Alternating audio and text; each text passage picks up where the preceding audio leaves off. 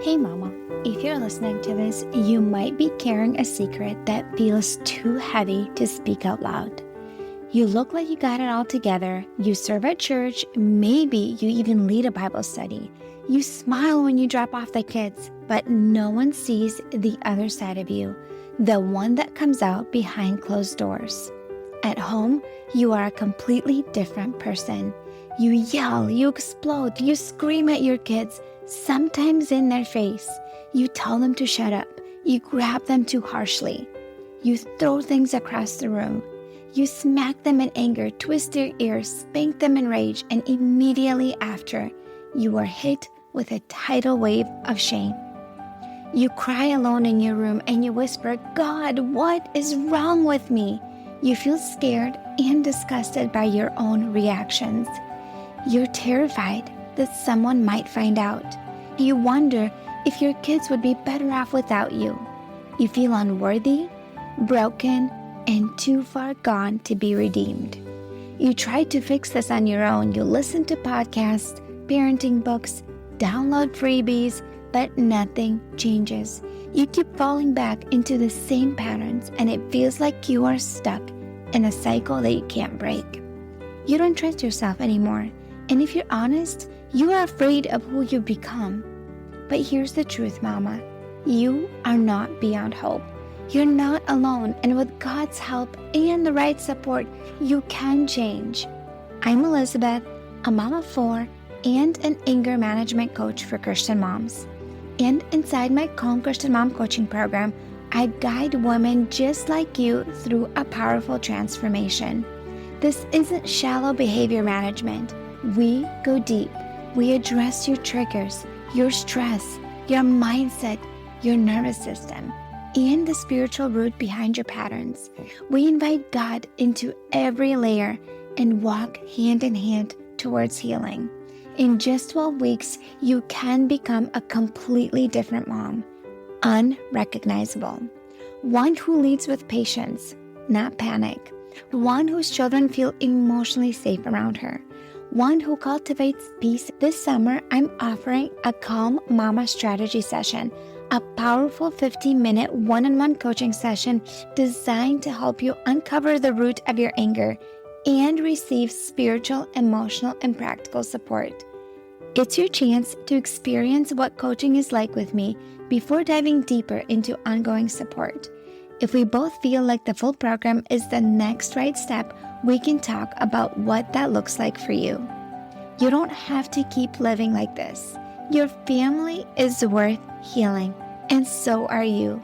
Use the link in the show notes to book the Calm Mama strategy session.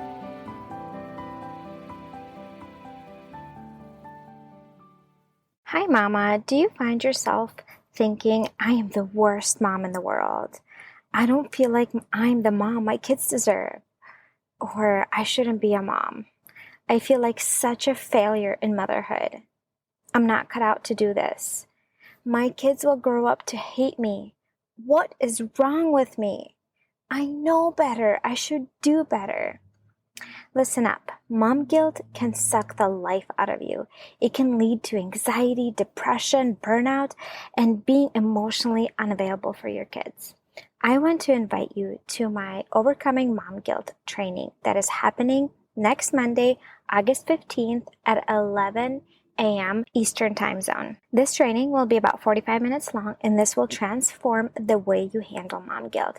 This training will help you identify your guilt and where it comes from. It will help you overcome negative thoughts with positive affirmations and be more confident that you are the best mom for your kids. It will be via Zoom, and there will be a replay. Link to sign up is in the show notes. I'll see you there. Hi, Mama. Welcome back to another episode of Emotionally Healthy Legacy. Today, I have a guest for us. Her name is Erin, and she is a breathwork coach and an anxiety coach. And we'll be talking all about anxiety today. I know that's a huge struggle for so many mamas that I talk to. So welcome, Erin. I am so glad that you are here. I'm excited to talk to you. And I would love for you to introduce yourself and tell us your story, how you got on this journey. Yes. Well, thank you so much for having me. I am so excited to be here. A little bit about my story and my journey is I have been someone who's always struggled with anxiety. I didn't know it at a young age, but I have had what I call high functioning anxiety. It's not an actual diagnosis, but it just means that on the outside, everything seems like you're happy, you're successful, you're calm, you're handling life well. But on the inside, you're struggling with what can feel sometimes debilitating. So, worries, overthinking, planning, being that perfectionist type A kind of person. And in the body, the anxiety feels the same. So the racing heart and the heavy chest and all of these things that people experience with anxiety, you feel, but on the outside, it seems like everything's good. So again, from a young age, I was like that, very perfectionist, type A, 100, had to get an A always in school. And that just really spilled over into college, then into my motherhood. I think my anxiety worsened a lot when I had kids, because I say that all of the worries that you have about yourself then become worries of something outside of your body that you care about so much and would do anything to keep them safe. So I noticed that my anxiety increased a lot as I became a mother. And it just really got to the point where I thought, I have to do something about this. I can't live like this. I can't always be constantly worried about what's going to happen to me or my kids or my husband. And so I tried, I went to my doctor, tried the typical route of medication. I tried therapy and found out really that what I needed was a little deeper than that. So the medication, I had some side effects that didn't feel great to me. And then with therapy, I felt like the tools that I was learning were just constantly to manage my anxiety, which felt like another full-time job on top of being a mom and doing all the things I was already doing. And so I'm thankful, even though that was a hard road to travel, I'm thankful for that because it led me down this road of going even deeper. I became a counselor myself, still needed extra support from that. That's when I started my coaching certification and breathwork and learned so many other tools there, which we'll talk about, I'm sure, kind of here in our time together, but things that allowed me to go deeper, to heal those parts of myself that were constantly anxious. And now I can say I truly live a life that feels free of anxiety 95% of the time. So it's night and day different than before, for sure.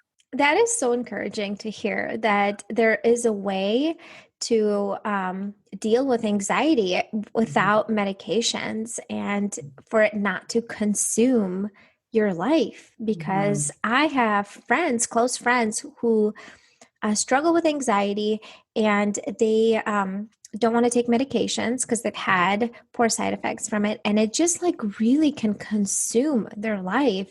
It can really mess with you. And the reason I invited you here, because when someone is experiencing anxiety, their brain shifts to the emotional part of the brain. And it's so much harder to emotionally regulate and be alongside your kids when they're struggling, to regulate your own emotions when you're already struggling with anxiety. Anxiety takes so much energy out of your brain that your brain doesn't have much energy to emotionally regulate.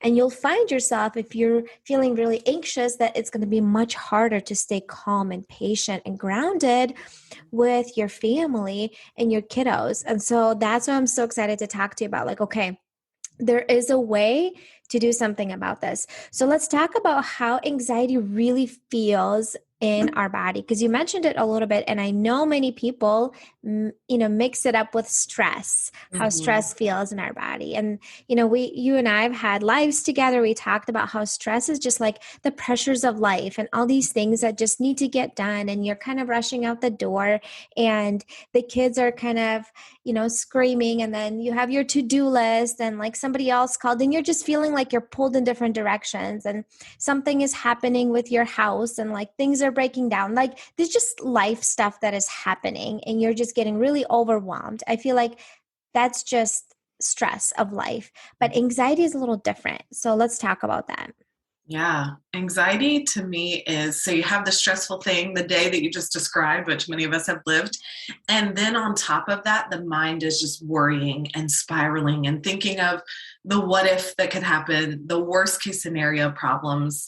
Or, like I said, for me, it was mostly like worrying about my kids or myself or my job or whatever it is, just constantly worrying. So I think of anxiety like the anticipation of a future problem, a future concern. So, really, it's just a brain trying to keep us safe, trying to think of all the bad things that could happen so that we can control and make sure those things don't happen. So, for me, how it feels in the body is a heavy chest. When I was anxious, my chest always felt tight. It felt like I had bricks or an elephant just sitting on it, like I couldn't take a deep breath.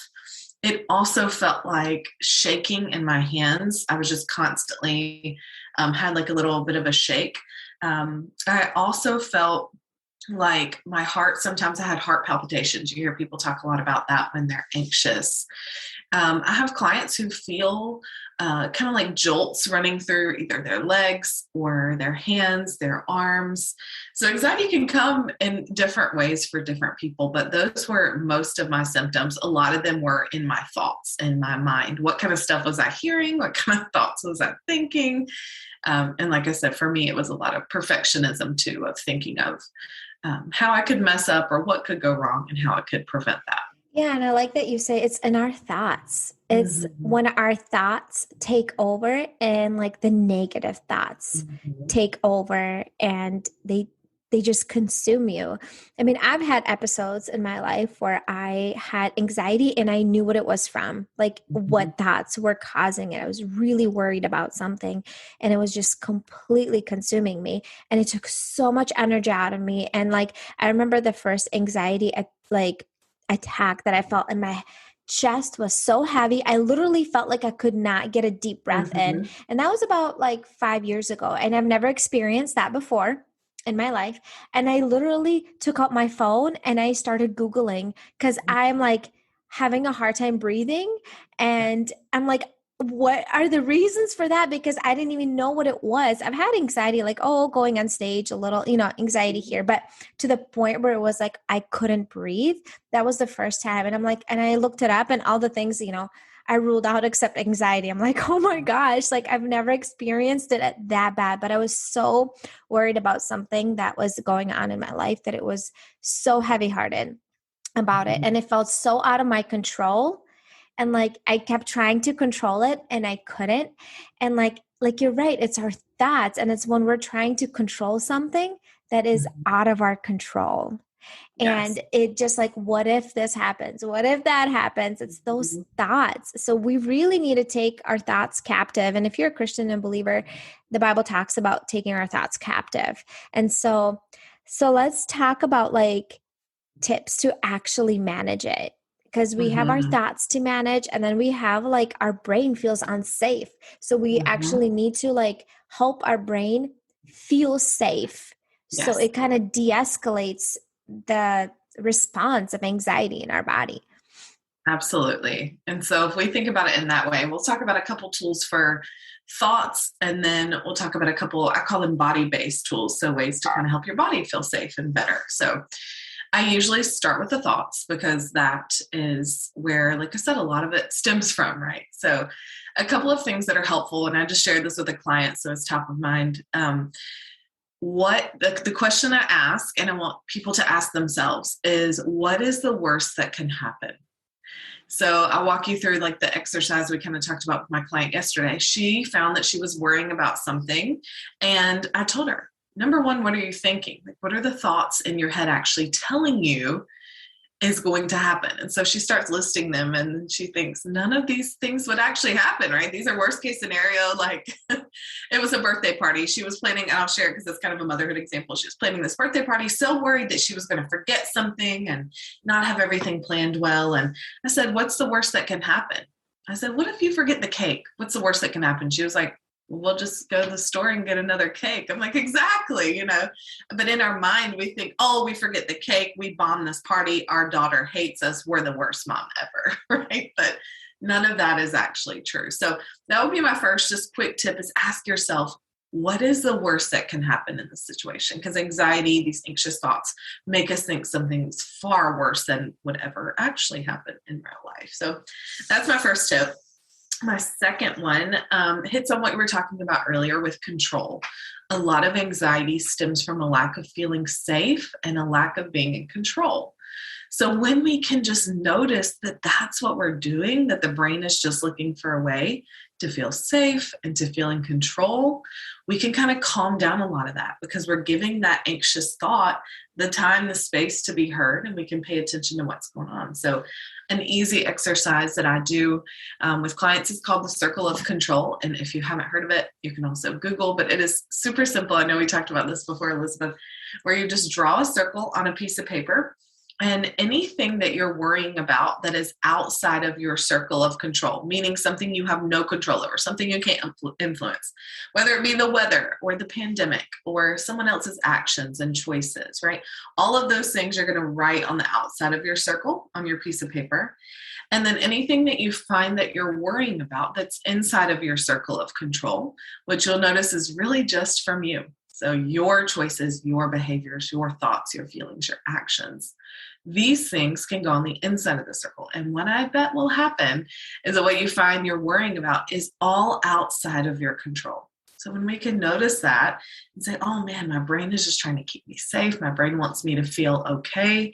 But all of these things are outside of my control. Therefore, I have to let those go. And so then people can do things, whatever, works for them. A lot of people pray or meditate or journal. Just leaning on something a little bit outside of themselves can be helpful. So those are my 2 tips for kind of anxious thoughts. Yeah, thanks for saying those. And I think for Christians who are listening to this, surrendering to God, things that are out of your control, it's really freeing when you actually choose to let it go because you have no control over it. It's like this big weight lifted off your shoulders. And then the other thing that I've been really intentional lately is practicing positive affirmations. I don't know if you teach positive affirmations, but what we focus on expands. So if we're focusing on all these negative things that could possibly happen, we're going to subconsciously attract negative things in our lives. And if we choose to right now I'm moving and I have a lot that's happening. And I have thoughts that want to creep in. Well, what if we move and my husband won't find a good job and all these things? And I'm like, I am unavailable for these negative thoughts. I won't even let them in. Good things are coming my way. My God is abundant. He's prosperous. He's going to send good things. He provided a home for us. He's going to provide the financial means. Good things are coming my way and I'm only available for good things. I'm not allowing negative things. And I'm literally, and my brain is naturally not really positive. I'm not naturally a positive person. So I have to be so intentional. I've been writing in my journal so much about positive affirmations, reading them out loud and doing EFT tapping and stuff to allow only the positive stuff.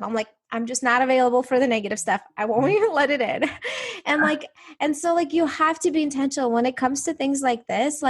It does take intentionality until you, it becomes a new kind of, part of your life. And then it just doesn't take as much effort anymore.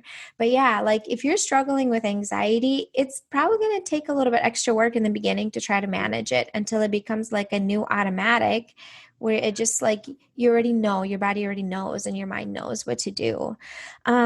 So let's talk about practical things in the moment. Yeah. When you're experiencing anxiety, because I've had times, actually last week, I had in the morning, I'm it just feels like my body's off. I feel anxious about something and I don't even know why. Usually I know, but this time I did it. And then I remember the things that you taught about what do I see? What do I smell? What do I taste? And I started to kind of bring back to the reality and start to take some deep breaths. And that really, really helped my body calm down. So let's mention those things that you teach, a few tips in the moment when you're starting to feel anxious. Yes. So I love the one you hit on first, which is, I call it 5, 4, 3, 2, 1. You can also call it grounding exercises. If you look these up, I have some videos on my Instagram and TikTok, but just what happens when we're in an anxious moment is we're completely up in the mind. And so what we want to do is bring ourselves back into the body, into the space, into the room, so that we can calm ourselves down. So a quick little easy one, 5, 4, 3, 2, 1. You start off by noticing 5 things you see. So just looking around your space, I notice 5 things now: the plant, the candle, this cup, my essential oils, my phone, and the computer. And so you just see those things. Then you say 4 things I can touch, and you take your hand out and just touch those objects. So kind of notice. What helps is if you notice what the texture feels like, the temperature, because again, it's getting you out of here, out of your mind, into your body. So notice those things as you touch them. Okay. Then we're going to do 3 things that you hear. So just noticing any sounds. I hear the fan. That's really all I hear right now, which is a miracle because my kids are home, but 3 things you hear. Then I move to 2 things you can smell. So it's super helpful if you have a tool, like I have some essential oils here that I like, and just smelling those things, or this candle, or even noticing on your shirt, maybe perfume or your laundry detergent, whatever it is that you smell, smelling those. And then lastly, 1 thing you can taste. So I take a sip of water. Maybe you have gum or mint or a snack. As you put like you said, where you put your attention, that grows, right? Where your attention goes, your energy flows. So when you focus on those things that are not in your mind and are in your space and in your body, it brings you back down into the moment. So that's a really good first tip, the 5, 4, 3, 2, 1. And then secondly, you mentioned breathing. I'm a breathwork facilitator, and so breathwork is my tool of choice. The reason I got hooked on breathwork is because within 2 or 3 minutes, I can completely snap myself out of an anxious moment and be in my body. And so I have several videos if you want to learn more, but just a simple deep breath in through the nose and out through the mouth.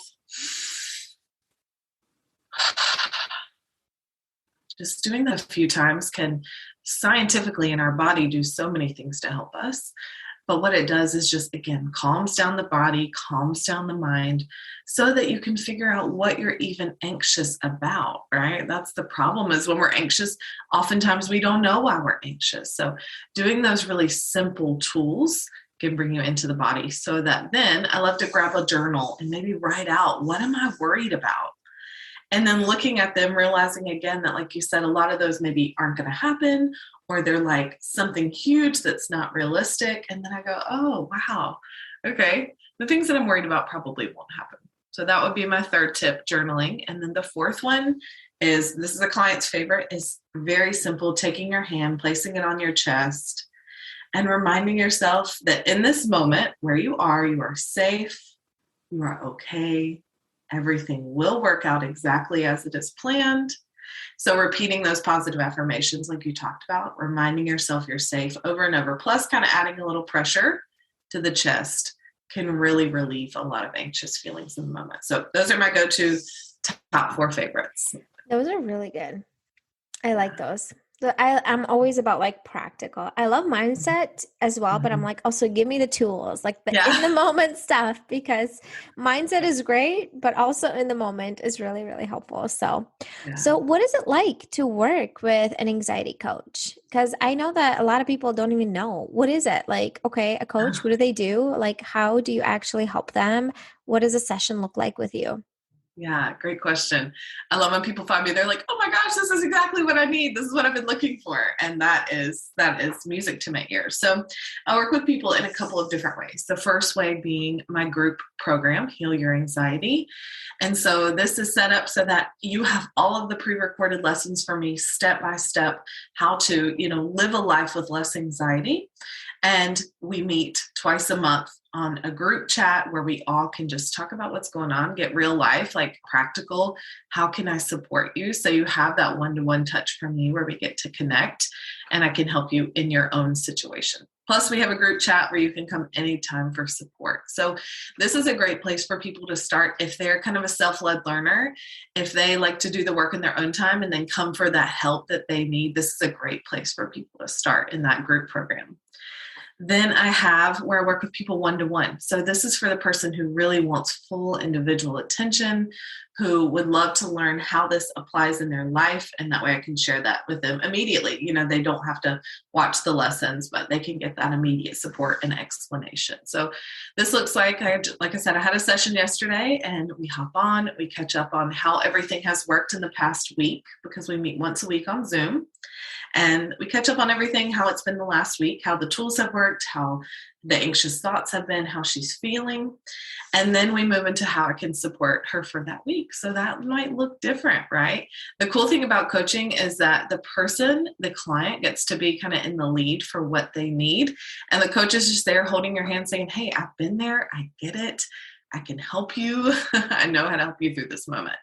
And so then that's when I share the practical tips, the, lessons, understandings, and they just have these amazing aha moments and leave the session with something to focus on, some homework, a goal perhaps. And then they have full access to me, 24/7 text access as well, so that they can check in those hard moments. Like I mentioned, I was a counselor before, and it was tough for someone to only hear from me once a week. So I love kind of having that constant connectivity when you need it. In the moment, I'm the coach in your back pocket. So that's what that looks like. Thank you for saying that. And I think coaching is really good, because I think oftentimes we hear and know what to do, but we don't implement what we know. And even if, I've had times with counselors and coaches, it's like, I already know that information. I heard it somewhere a while back, and maybe even a week ago, but I need reminding multiple times, because when, let's say, anxiety hits or the stress hits, our brain forgets what to do. We need oftentimes somebody there to hold our hands and to walk us through and guide us through.